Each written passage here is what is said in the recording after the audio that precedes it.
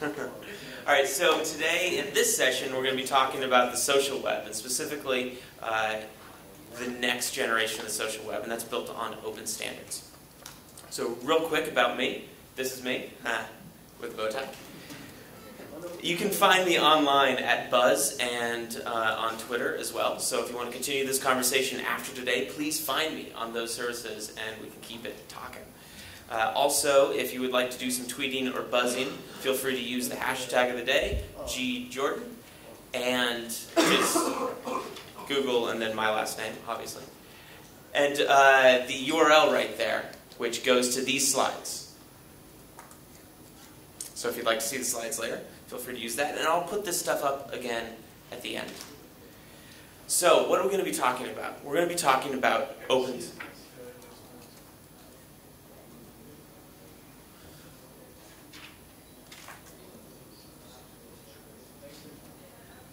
You good? Yeah. Alright.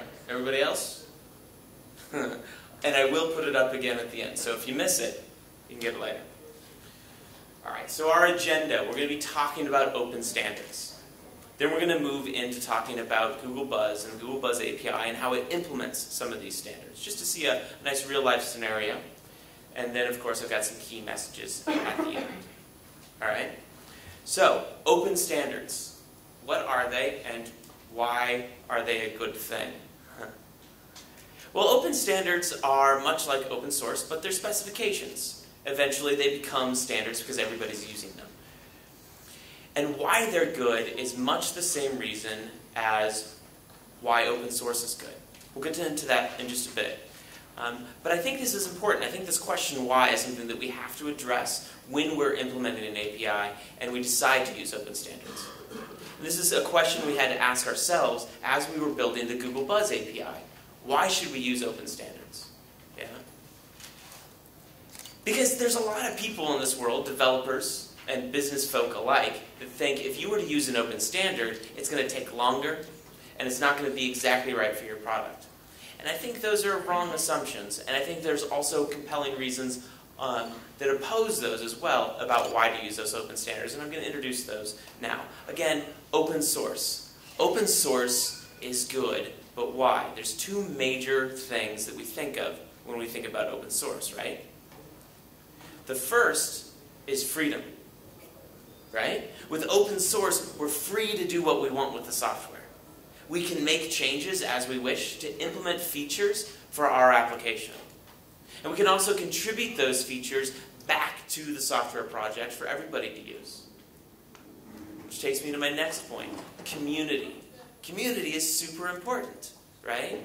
With something like open source, if we were the only ones building the application, then we're responsible exclusively for features and for fixing bugs. But if you have a whole community of people working on those things, not only do you get developers in that entire community working with you, but you also get different points of view, so that that open source software can grow based on viewpoints from around the world.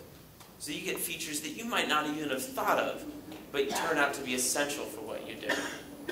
Right? So open source, because of freedom and community, it's a great software movement that has proven itself time and time again. All of these things apply to open standards as well. With open standards, you get the same freedom to build and change the standard through the community built around that standard or that specification. But there's two other things as well. You get to simplify your landscape, right? If you have just one standard for something, one specification, you don't need to learn 10 different ones. Yeah? If you already understand a standard, when you go to encapsulate your data for your application, instead of inventing your own, you can already use the one you already have. You get to simplify your life. That's good. And the other is interoperability. If you're building an application that talks to another application, and you need to exchange data, if that data is in a different data type than what you're used to, you have to translate it. That's a bummer, right? If you're both using the same specification, you can just pull that data in. No problem. Right? So that interoperability, the simplification of the landscape, the community to work with others, and that freedom to do what you need and grow that specification as you need it are the three major reasons that we at Google use open standards and specifications where they exist and where it makes sense. And we found with Google Buzz that it makes sense a lot. And the other thing about standards, I don't really have a slide like this, but I was thinking about this morning, is that the social web is becoming increasingly distributed. Right? Users aren't just spending their time on one website, or one service, or one application. They're spending their time on all sorts of services and applications across the internet. As they spend time across these services, it becomes increasingly important to interoperate or to connect those services together. To be able to do that in a sane way, we all need to buy into these open specifications. Otherwise, it just becomes unmanageable. All right, so that's my kind of lecture for the day. Let's get into talking about some specific standards that I think are super important for the social web. All right? First one is Oauth. Who here is familiar with Oauth? More than yesterday. Cool. All right, so Oauth is super important. What did we used to do to get authorized access to APIs? We'd ask a user for their password. That's totally lame. We had to keep their password, right? Now we're holding their password in our data store, which means we have to treat it with a lot of respect. And then we also it's our responsibility to log into their account for them and scrape data and then log out. And if they ever change their password, our application is going to break. And we have full and unlimited access to all the data they have access to. Right? These are terrible security models. The next thing that we did was we produced API keys. This was an awful user flow. What we would do is we'd instruct the user, log into that foreign service, go to this page, and then this page, and then this page, copy an API key, go back to your application, and paste it in. Super lame. How many users did that? Very few, right? And it still gave a single level of access to all applications, right? The user wasn't able to revoke that key for any one application. Right? They didn't even get to revoke it because there was only one API key. Oauth took these ideas and went further. It allows us to send a user in the sign-up flow to the foreign service. They get to grant our application access, sends the user back to our service, and then we have access to their data. And we can do it at a limited scope. So we can ask just for read access, or just access to their contacts. Whatever the API scopes that are available, we can choose just one of those. And then when the user authorizes our service, they get a better sense of trust, because we're only getting access to the data that we need, not everything. Cool, huh? Let's take a look at what the flow actually looks like. So we've got our application. It receives what's called an unauthorized request token. We then send the user with that token to the service provider.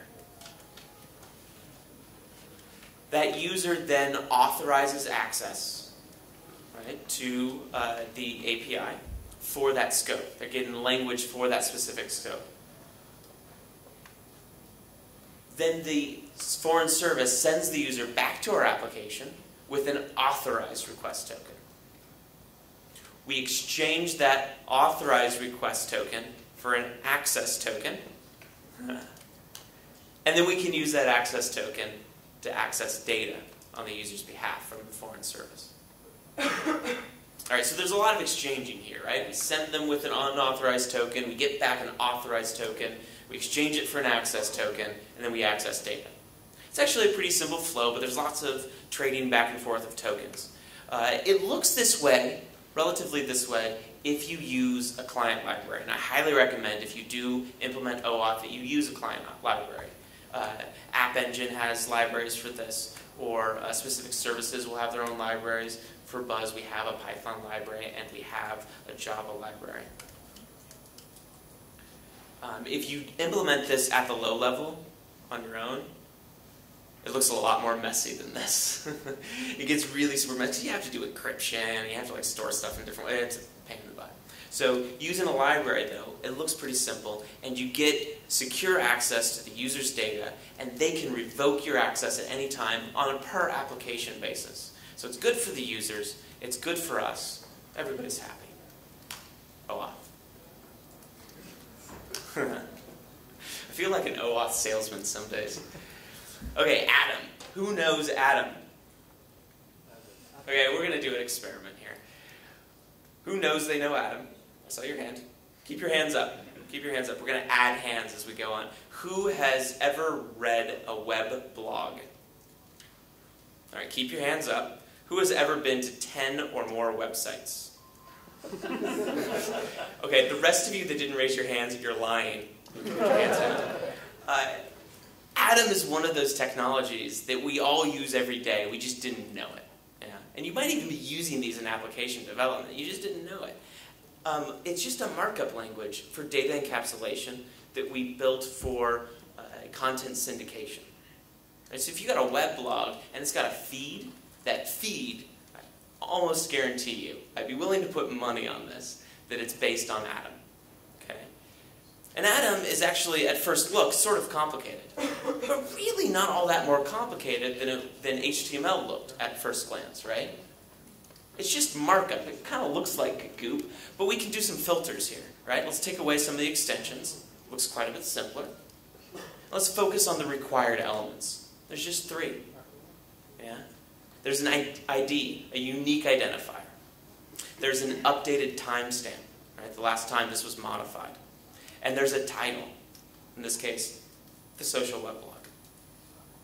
Those are the only required elements at the feed level and entry level. Yeah? And then there's some optional elements, the author and a link. That's super important. And then, of course, there's a whole bunch of other elements like, I don't know, content, which are important, but aren't required.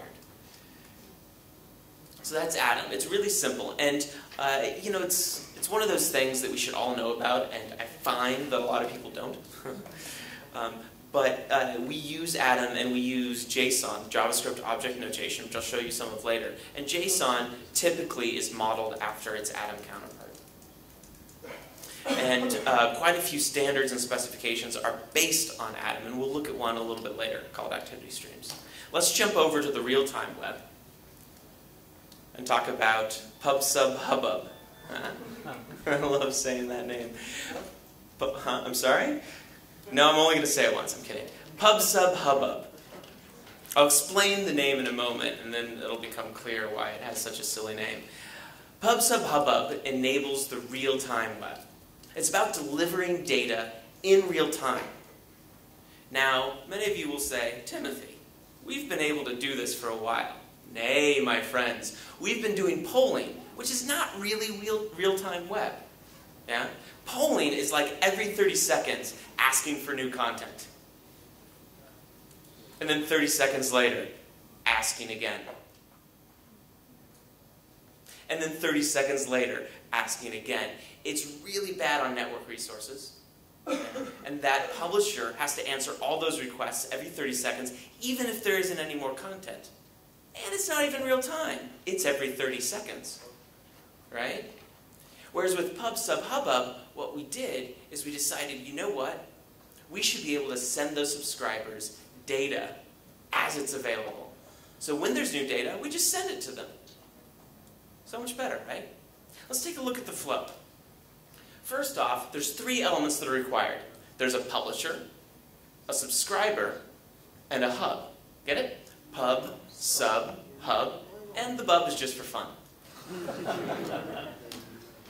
This is what the flow looks like. A subscriber asks for content from a publisher, and the publisher can either respond with a full feed that includes a hub link or just the hub link.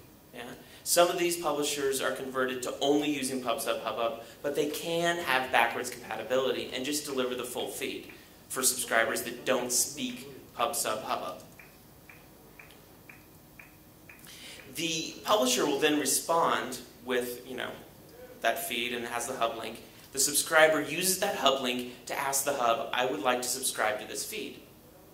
The hub will then do a verification step. Are you sure you wanted to subscribe to this feed?